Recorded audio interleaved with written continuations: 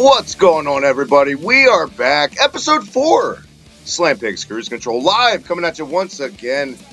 Welcome back, my man. It's a new week, a new day. Logan Myers, what's going on, man? How was your week? It's been a great week. It's definitely exciting to be back this week with another cruise control without having to deal with a drunk of the Slam Pigs. Um, are you Hey, ready for this episode, Travis? I am ready. But you're ready with the salt firing away. The salty fire from Logan off the bat. Obviously not directed at me because I rarely drink. Logan, real quick, where can everyone check you out, what you do on Twitter, Facebook, all that good stuff? Well, check me out on Twitter, Logan Myers 144. Don't check out that Michael dude from Slam Pigs. He just isn't for you. You are take no prisoners today. Coming at you a little earlier than usual, but I like these afternoon sessions, Logan. I think we have more energy, we're more fired up, and more. Speaking of more energy, more fired up, more positivity. You can always find that at my handle at the Hibiki TMD. I didn't mean to segue like that. I just forgot to plug myself. So back to what I was trying to segue with the energy. This week's 205 episode, Logan, maybe the best I've ever seen since the show started. As far as a total package, the flow of a show, in my opinion, I really, really enjoyed this week's episode of 205 Live, and I think for the first time, and this isn't anything towards you at all, so don't take it that way. But this is the first time I haven't really. I have gone into one of these shows with you, excited to talk about the show. So it's good to actually feel good about doing some cruise control for once, Logan. But as a general thing on the show, real quick, before we get into any of it and what went down on Raw, and obviously, we were all very curious coming out of our Extreme Rules post show, by the way, which thank you, Matt, Michael, your brother, Brandon, Logan, and you. Awesome, awesome response as far as views this week, Logan. Our fastest viewed episode of anything Slam Pigs related ever. So thank you guys so much. But Logan, we didn't get any Austin Aries on this show, and I think that stood out. But I know why they did it, and I liked that he wasn't on the show in a way. Part of me kind of wishes he was there. But what did you think before we talk about the show about Austin Aries just MIA this I actually already miss having Austin Aries around. He's I know a lot of people criticize the fact that he's not the best at being a face. He's much better as a heel, but in ring and in general, he's just great. And I kind of miss him already. Yeah, I'm sure we'll get him back in a week or so, but maybe they just wanted to cool the Jets off because let's face it, he has been all over these shows with Neville and the pay-per-views. It is time to move on as far as the title with Neville. We'll get into that later, but yeah, he was missed. Like I said, part of me wished he would have been there, but in a way, I'm glad they didn't because I think one of the things we talk about the most on any form of Slam Pig shows we do is that one of the worst things WWE is notorious for is overexposing their talent and guys and milking every drop. You know what I mean? Like, so they're going through that kind of with Nakamura right now. They got to be careful. They're going through it with a lot of guys, but we'll see where it goes to all scenarios. But let's get into the actual show 205 live this week.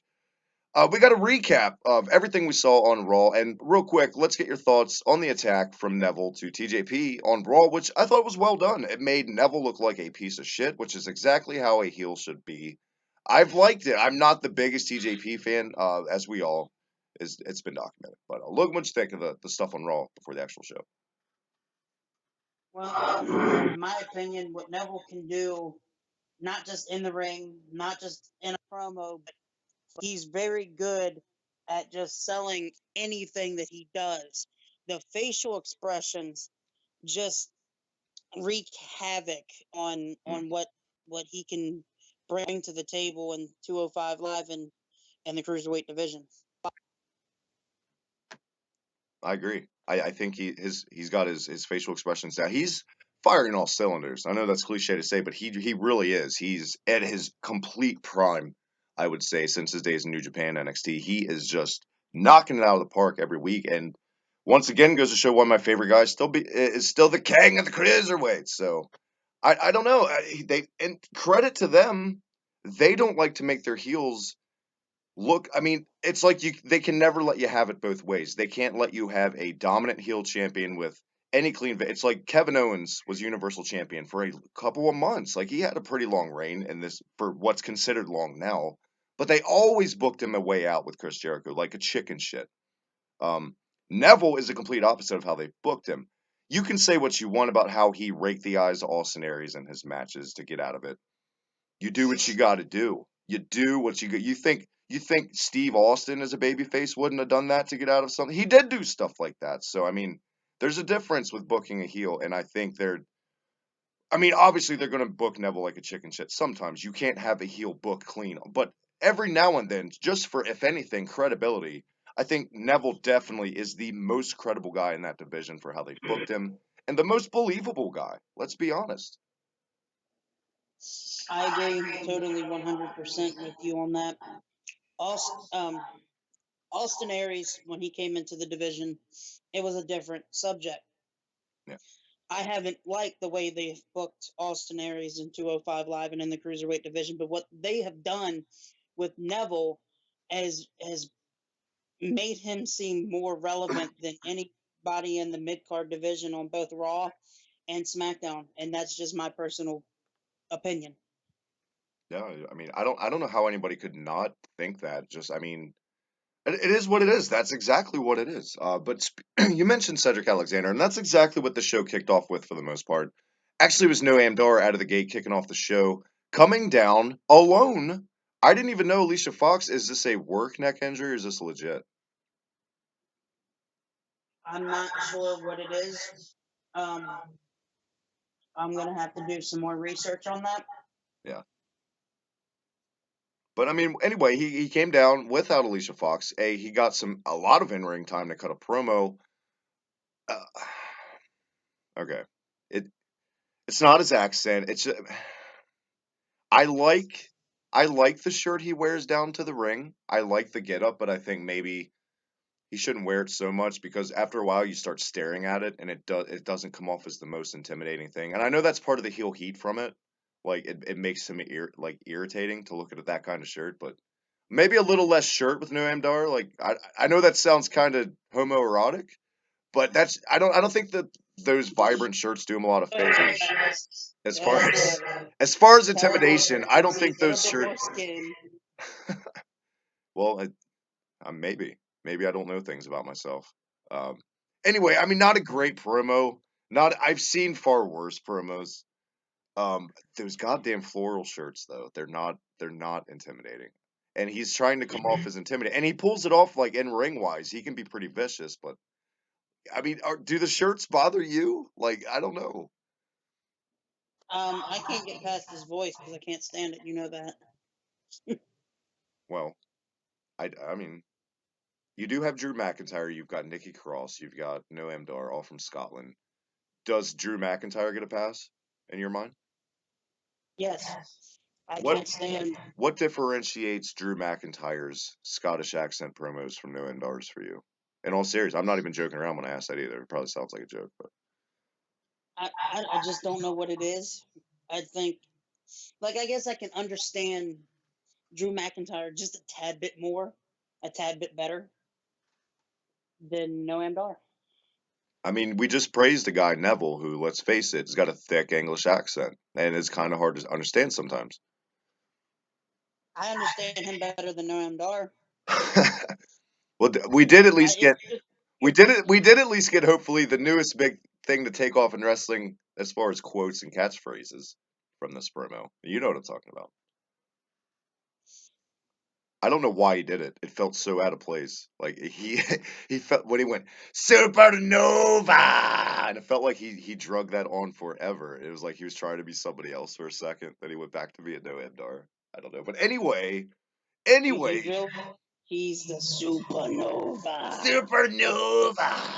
Anyway, if anything to come out of the promo, the basis was making fun of Cedric Alexander for taking Alicia Fox, and as I'm sure you did immediately, I got a sick feeling in my stomach, like, oh, they're gonna throw Cedric back into this. Fuck, like, I don't know. That's exactly what I thought. I was like, no, no, don't do it. But then towards the end after the match and all that, but we'll get into that in Yeah, just a I was going second. to say Cedric Alexander then made his way out. Probably the best reaction he's gotten as far as his entrance, but that's not saying a lot. It was pretty lackluster still. It's still a tired crowd, but yeah, he came down to the ring and they had a match, and they had the match of the night on the show, in my opinion. Really good match. All over the place. Exactly, if you've ever seen these two work each other or any other match, the exact same match you'd think they'd have. It just seems in here they up the bar a little bit. And there's a little more stiff shots in the ring. What'd you think of this match, Logan? This match was hard hitting. A lot of big impact maneuvers. I thought it to me, Noam Dar in the ring is 10 times better than him on the mic. Oh yeah, no Uh, contest. the beginning of the match was to me slow, but it did make sense. It It did. made sense, but it slowly picked up steam. And then when Alexander hit some big loud maneuvers on Noam Dar, and then it was back and forth. And then Noam Dar got into control, and then Alexander just fought back. And I think that was the cool thing. Every time Cedric Alexander got back into the match, Noam Dar had some execution to knock him back down. I thought the match told a great story. I thought it was pretty much a perfectly paced match. I do notice a lot of these matches on 205. They're implementing a lot more WWE style stuff in it as far as rest holds, headlocks out of the gate, blah blah blah. Slowing it down is not a bad thing. It is a better thing for the match in general, and it helps these stories develop better. And this match was a prime example. Cedric Alexander's selling in this match was some of the I'll come at me some of the legit best I've seen on WWE television from anyone in at least a month.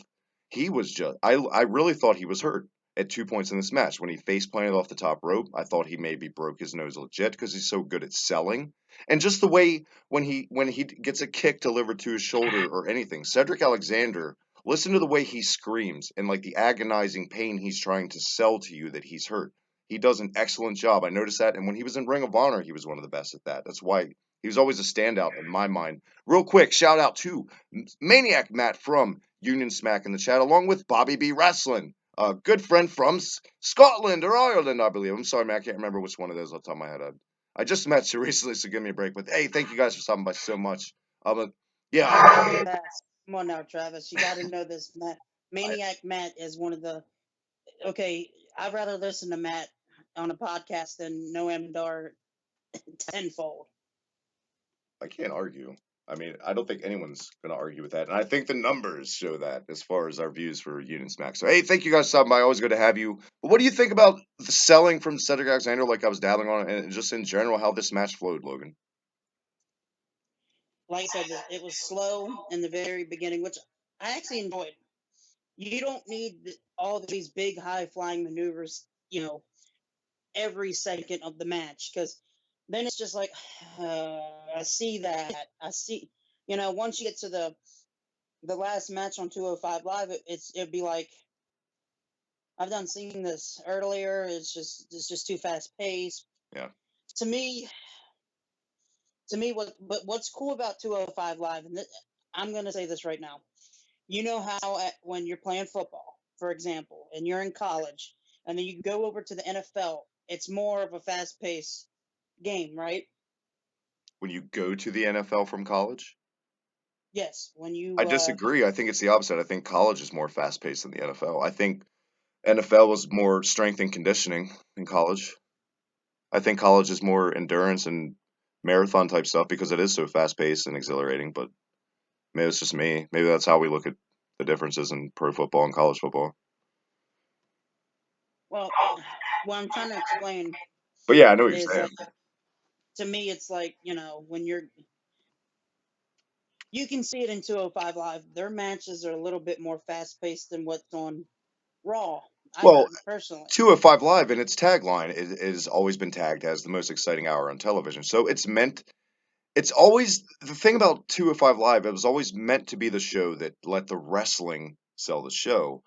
And it's like when the show first started, the first couple episodes, they did that. They tried to make a continuation of the amazing tournament they had from last year. The problem is when they started the Alicia Fox angles, they strayed away from that. So now I guess what you're saying is it feels like we're getting back to basics more, what it just should have been in the first place. And that's what needs to be. Yeah, I totally agree. What, 15, 20, 25-minute matches, 3 matches for the whole hour. To me, people might say, oh, those two don't deserve to have a 20-minute match. It's not about that. It's not about who's in the match. It's about how you're going to build the How division how a different asinine of a way. statement is that, by the way, also? Like, so and so, first of all, it's not about deserving to have a length of a match. Sometimes you need a 5-minute match. Sometimes you need a squash match. Sometimes you need a 20-minute match. Hell, sometimes you need an hour match. It's depends on the situation of the booking, the talent involved, how you want to tell your story. To say, and trust me, pro wrestling in its history has had enough pieces of shit come and go in it to say that so and so doesn't deserve a Hall of Fame induction or so and so doesn't deserve this praise. Yeah. But to say someone Yeah. doesn't deserve a length of a match is completely fucking asinine and it makes no sense. Because I don't know. You It know what I'm doesn't. saying? It doesn't make any sense at all. And that's the thing that I'm trying to get at is when I hear that or when I see that, when I read that on comments on like websites when they're talking about 205 Live and they go and say, "Well, those guys didn't deserve that long of a match." Yeah. How would you know if they're telling a Mhm. story? For example, when the Brian Kendrick and Tozawa had that street fight, that needed that time. Yes. That couldn't have had 5 minutes. Like it would have got 5 minutes in No, the Attitude Era in a hardcore title match. You know what I mean? Like it speaks to the times too, and it speaks to like this show is supposed to be matches with time given to them. You know, unless it's enhancement matches. Like we did get an enhancement match this week. I think that was net. We did get vignettes this week sprinkled throughout. We did. Let's go ahead and talk about it because I don't remember the exact placement of the vignettes. It was Akira Tozawa backstage with Rich Swann. We actually got a promo package for Rich Swann like out of nowhere. Then it cut to these two just chilling backstage, right, Logan? So then I saw Titus yeah, O'Neil on my screen. Titus O'Neil has been allegedly brought in to boost the ratings for the Titus brand. And immediately, I thought they were going the New Day route again, trying to get controversy and people stirring shit with Titus O'Neil trying to make Rich Swann his prospect, to make an all black group again. Like they did. Remember, they did that with the New Day and everyone lost their shit and said it was racist and blah, blah, blah. I thought maybe they were trying to do that again. Thankfully, Rich Swann dipped out and he went to Akira Tozawa. Now, oh, this was probably like I said. This was the best episode of 205 Live I've ever seen. Probably, this is probably my least favorite part of the show because this makes no sense to me. I don't know. What did you think about this, Logan? it's the same thing as what we talked about with them bringing in Sasha Banks and Alicia Fox to boost up ratings. Yeah, It makes no damn sense to me when you're trying to build a division around those guys that's in the ring, that's performing, that you're trying to book them in a right way. You don't bring in outsiders to try to boost your ratings. You're going to have to try to build them at some point with the people that you have in that division. Am I right or wrong? right. Can't argue. You can't keep in bringing in Sasha Banks and Alicia Fox just to help your ratings. This is not Stone. This is not WrestleMania when you bring in everybody to boost ratings and to Yeah, sell tickets and stuff like that. This is you have to build it around the guys that you have put in this division for a reason, and that's just my personal opinion on it. I guess if anything, Devil's Advocate with WWE bringing Sasha Banks in, at least they didn't just bring her in to have a random match with Alicia Fox. Like it did have guys from the division in it like to try to get Rich Swann over, like, oh, he's friends with Alicia Fox. That's I'm not saying that made it right. I'm just saying that's maybe why they thought they were getting the guys over. That's the wrong way to get them over though. Completely on this show at It's least. definitely the wrong thing. I know I just talked. I would rather move on from the Titus thing and just pretend this didn't happen if you don't mind, Logan. I didn't like it because I do realize we totally forgot to talk about the ending, probably the most important part of this match with Cedric Alexander and Noam Dar. Great match. Cedric Alexander gets the comeback victory. He had the crowd totally invested in him by the end of this match, which speaks to his selling also. I don't want to keep talking about his selling. I'll stop. But yeah, after the match, we had Noam Dar sitting in the corner beaten. Cedric Alexander approaches him, no microphone in hand, and screams in his face, I'm done with this. It's time to move on. You need to also. And then I got happy as shit No more Alicia Fox. They're gonna push him to that title. They're building to Cedric Alexander and Neville. I'm going to say it flat out. We're getting that around SummerSlam time, but by the end of summer. And I think Cedric Alexander probably be the one to finally take the belt off Neville. But I think that's where it's going. This made me happy as shit. What did you think about that part of the match? I love that ending. I love his backstabber, especially the one that he Oh, did on Dar. God, but yeah, what? How could we not even mention that this spot?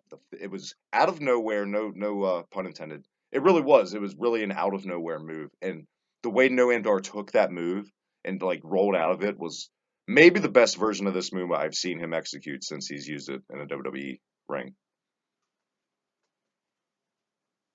Definitely. Most definitely. That backstabber, when I saw it, it was just like, wow.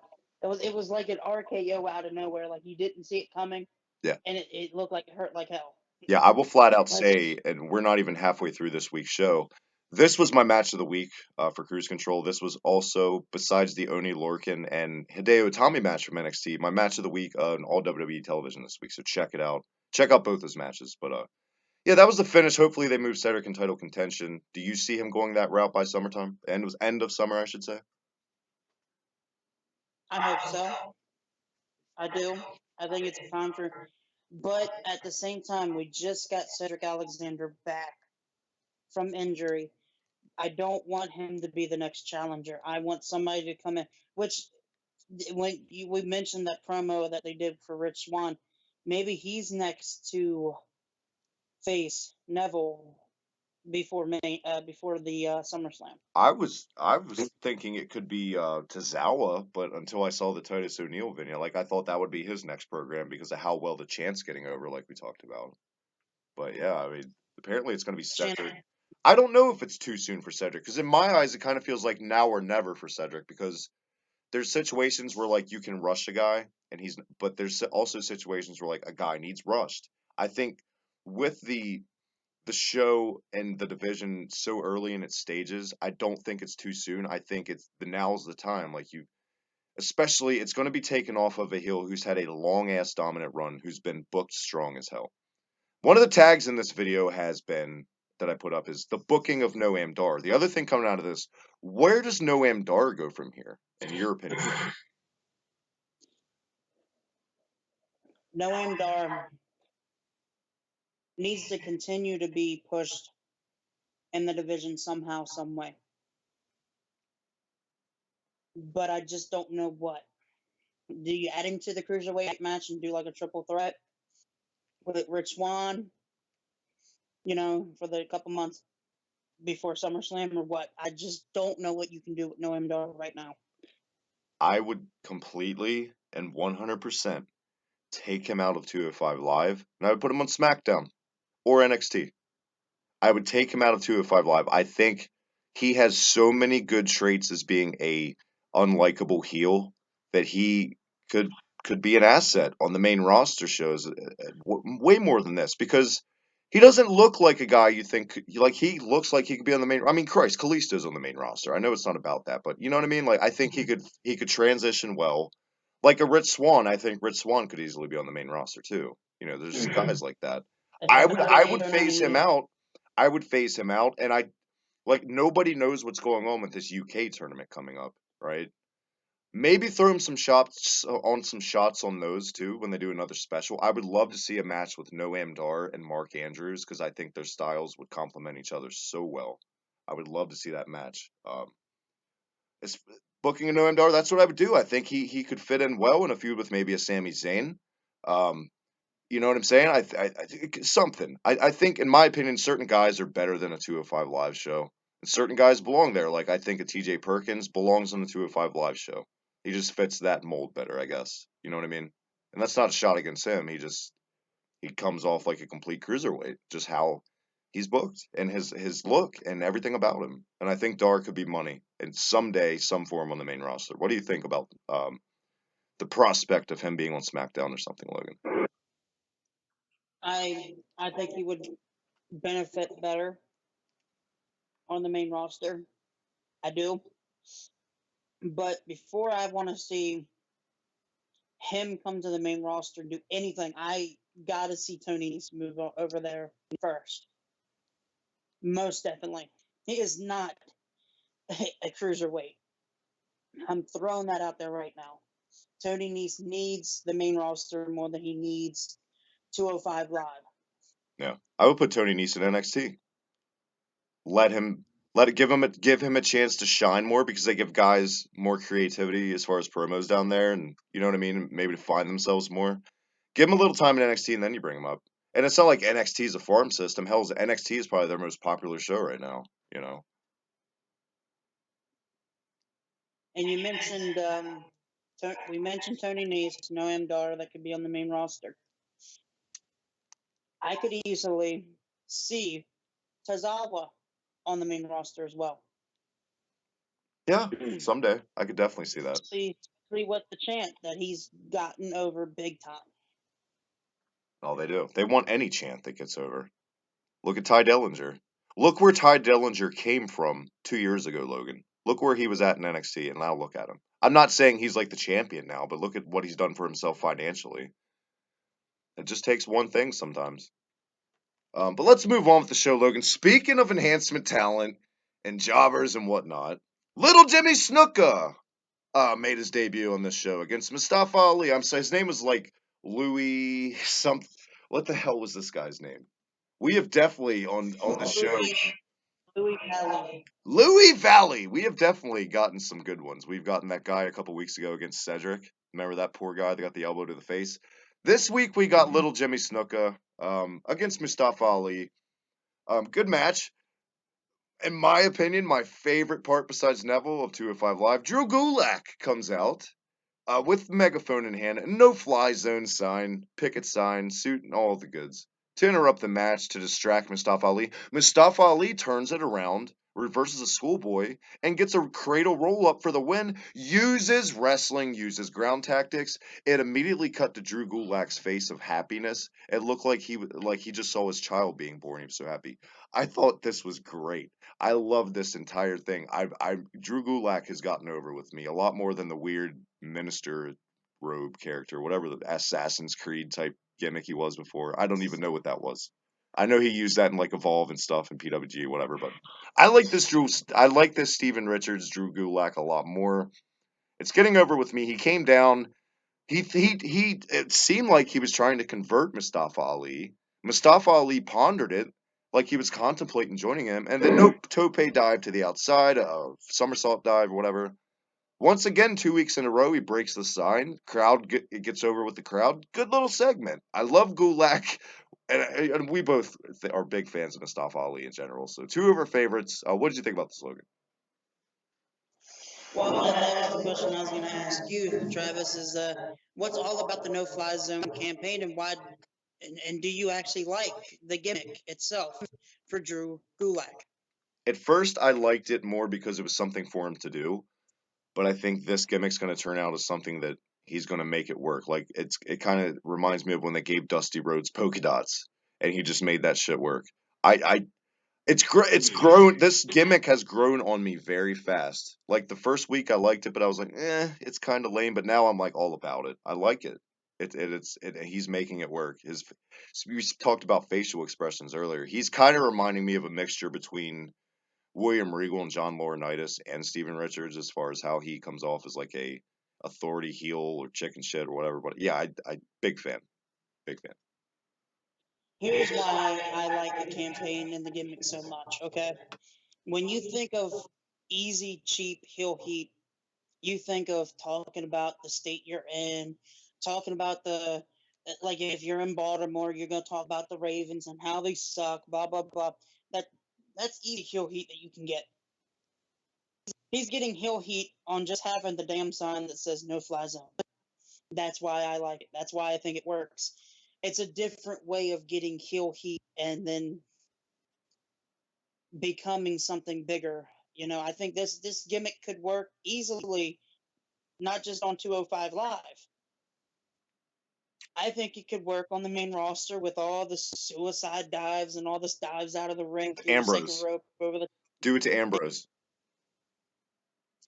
It would work, and I think it would benefit with this gimmick. I think it would easily get over as a heel. It's easy, cheap heel heat, and he's getting it over. They could even You hear me out on this. They could bring him up to the main roster and they could do the opposite kind of. You know how when like a big man like Luke Harper does a dive and it's irritating because a big man shouldn't dive, pretty much. He could come out when like a big man does a dive, right? Like so he just his initial fuse with Luke Harper, I guess, would be the guy, right? He'll be like, "You don't need it. You're a big man. You don't need to take risks like that. Use your strengths. Keep it grounded." You know what I mean? It would be I think Harper would be the perfect harbinger to bring him in on the main roster. and that's why I enjoy it so much is because you can get it over as cheap heel heat than hearing the same old that we do here. Yeah. It's it's kind of a redo of the Steven Richards thing, but it's more outside the box and it's a different take on it. And sometimes like that's good and it works. And it seems like I mean it's getting crowds over. It's getting Mustafa Ali over more with crowds. It seems like more and more every week. I agree. But what part of the show does that bring us to? I think you know what I said. The Titus O'Neil thing may have been my least favorite thing. That's before I remembered there was a T.J. Perkins promo in the show or TJP, whatever we want to call him. What'd you think about T.J. Perkins backstage promo? It's lackluster. I'm not the biggest. I don't know. I don't know what it is. EJP. I mean, I was a big fan when he won the cruiserweight classic. I thought it was interesting when he won it. It wasn't bad. He wasn't the right guy to win it, but I wasn't mad when he won it. But at the same time, I just some people shouldn't be put in spots to do promos because sometimes they just can't get over. And I'm gonna say this right now, and this is just a personal opinion. I'll get your opinion on my Well, opinion. I'll say mine Trav, because mine's real quick. Mine's real quick before you get on yours. go ahead. He's a Rob Van Dam guy. TJP is a Rob Van Dam guy. You know what that means in my logic? When I call somebody a Rob Van Dam guy, it's because Rob Van Dam was insanely over back in ECW in the late '90s. He was one of the greatest guys to watch in ring. He was exciting in WWE and ECW, whatever form of Rob Van Dam. But his biggest weakness was always his promos in any version of Rob Van Dam. You know what I mean? And they didn't play off of his promos. They played off of the things he was good at. So TJP in my mind is a Rob Van Dam guy. Go ahead, Logan. That makes sense. That totally makes sense. That's 110% stamped correct. Hashtag Rob Van Dam guy. Fuck your Paul Heyman guys.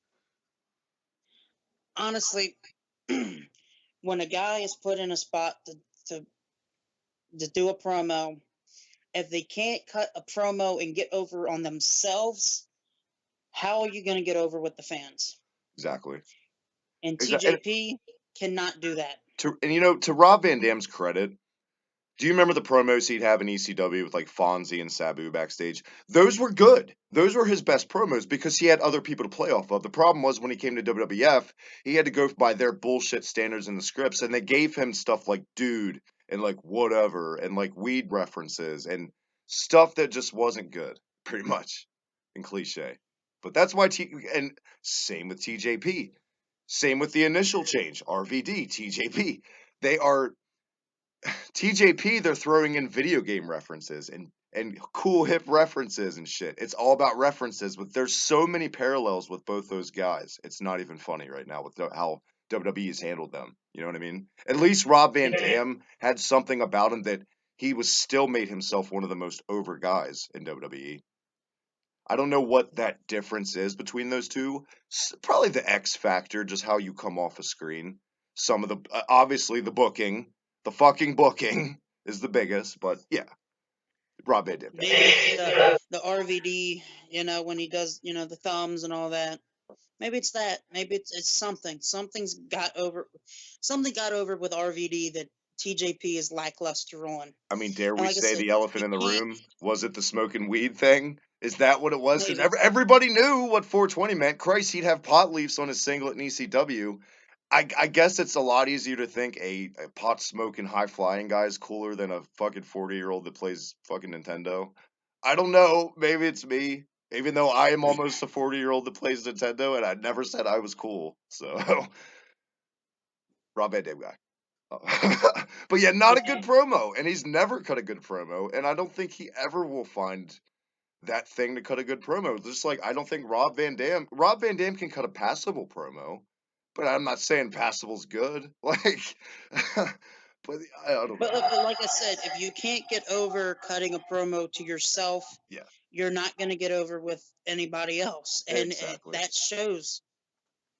exactly, and That that, completely shows. of course, that took us to our main event, for the cruiserweight title, which was, I was glad. I was also surprised that they did it this fast. What did you think? I was actually, I was actually curious to see why they even threw it in there fast, but I kind of see why. TJP He's is not a not he, that. yeah. You know what, I'm glad they We're did, both and they going to say the same thing. I have that feeling. he's okay. He's not a good guy to build a whole long running angle off of. Is that what you're gonna say? Yeah, it was a one-off thing. Sorry, I get excited and I jump in. But I like the fact that we agree, like everything, every little inch of it, we agree on. Like I just can't. I couldn't see it moving and keep going with that because for 2 3 months we've seen him side with Neville, and all of a sudden he turns on TJP. I couldn't see it go any further than that. Yeah. It didn't need to either. We've seen enough, and I think I've seen enough of TJP. You know, even getting an opportunity at the champion. Is it the dabbing? Let's go ahead and be those guys. Is it the dabbing and the I want to be too cool for school baggy tights and the Reeboks and the fucking? Is it all? Is it just? It's cringy. It's cringy for me to watch. I like the fact. I like the fact that there's a little commentator that always mentions not liking the dab.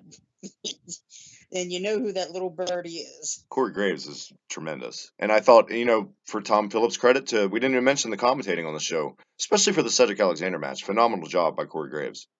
And you know what? You can tell Corey Graves goes out of his way to get Cedric Alexander over on commentary. Because, I think it's a case of those two are friends backstage, and it's very apparent to the lackluster reactions Alexander's gotten. And it's got to be frustrating for him, and it's got to be frustrating for friends of his. And you can kind of tell it on his expression when he comes out. Now, when he comes out of the curtain, he's like trying to pump the crowd up. He's like pissed, like, come on. And you can tell Corey Graves throwing in shots like, Cedric Alexander's the best he's ever looked, Phillips. Don't get it twisted. Proving me wrong with moves like that. You know what I mean? Like, he's all about getting Cedric Alexander over. And I think Corey Graves is a great heel color analyst, like a Bobby Heenan of this era, like we say all the time. But yeah, the match Neville comes out. It is what it is. It wasn't the best match I thought these two could possibly have. It wasn't a bad match. It was a good match. A lot slower It was pace, a but that match of doesn't the mean it's night. bad. Go ahead, Logan. Yeah, I think it was my match of the night. I honestly think this was one of the best cruiserweight championship matches I've seen, but I cannot say it was better than anything that Neville and Austin Aries has done. It's nothing better than what Neville's done in the past. TJP, he can go in the ring. Not going to say any negative things about him in the ring. The dabbing part in the ring, I will say negative about because it's. Why do Hashtag you no do it? dabs for Logan. No dabs for Hashtag stop doing it. How about that? Logan. um, I will say my favorite part of this match was the sequence at the very end, obviously, with beautiful, beautiful counter after counter with these two. It was lightning fast, it was crisp, and it was fun to watch. I love chain wrestling like that. I really do. But yeah, Neville gets the win completely clean, booked. I mean, Perkins wasn't booked weak in this. Neville was just booked No, like the better he man, he and was that's not booked bad. really well.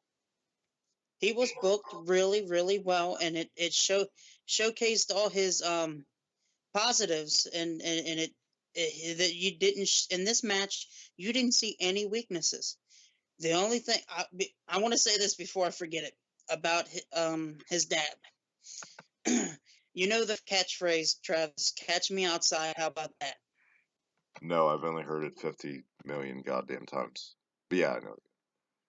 I'm not going to say it. It's stop doing the dab. How You about just that? said it. You literally just said it. Stop. Well, you know what? I'm getting it over, okay? I gotta Yeah. get it over. You're the Drew Gulak of the show. You're getting that shit over no matter what. Give me the megaphone. Give me the sign.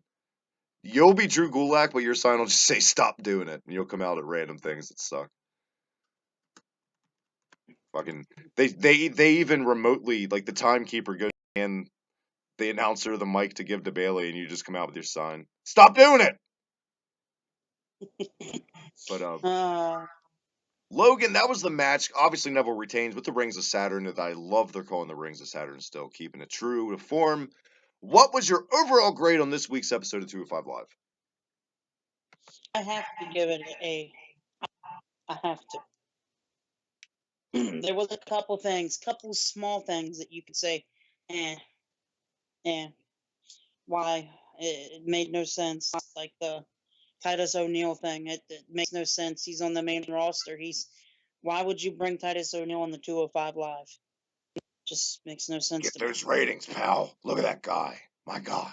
He'll look like You a really giant think next to Titus those O'Neil? 205 cruiserweights.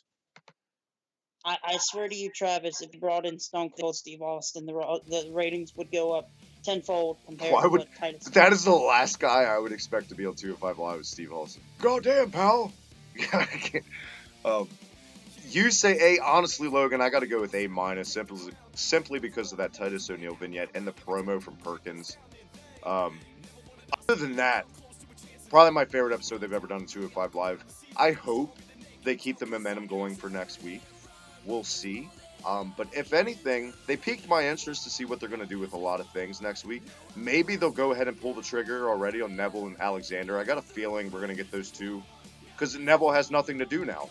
The biggest unknown is what Austin Aries is going to do when he comes back. Call me crazy. We talked about Dar earlier. I didn't even think about it. I can see a little program with Aries and Dar. I would hate if Alicia Fox was the basis, but I think those two could have good matches.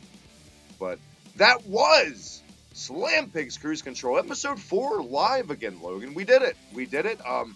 Thank you, man. And real quick, once again, where can everyone check you out? Well, I want to shout out to everybody tomorrow. Tomorrow, I did hear that Maniac Matt and Travis will be back to record Union Smack, so you got to check that out when they put that out on YouTube. Those two guys are going to be talking about something, but gotta plug them. I gotta plug you guys for Union Smack. Well, thank you. We enjoy doing it with Matt. And yes, tomorrow we're talking about Capital Carnage 98. Logan, where can everyone check you out since you're such a gentleman and want to get everyone else's promo out of there? Talk about yourself and where can everyone find you? Check me out on Twitter at Logan Myers144. There you have it. As always, follow me on Twitter at TheHibikitMD. As Logan said, check out Slam Pigs Union Smack and regular Slam Pigs, the granddaddy of Slam Pigs. This Sunday with Michael has always got a lot of stuff to talk about. Trust me, you do not want to miss this week's episode.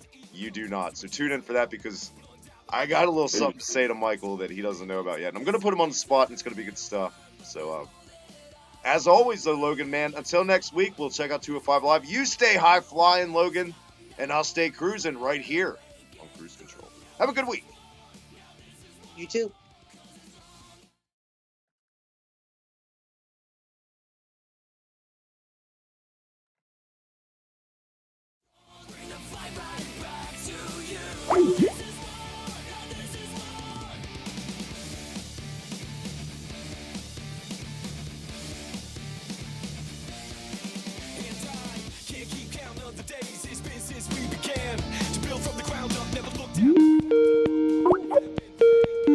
Keep us from changing the hand that we've been dealt. But undoubtedly, like around the sea, we grow stronger than they can tell. Cause I can turn it.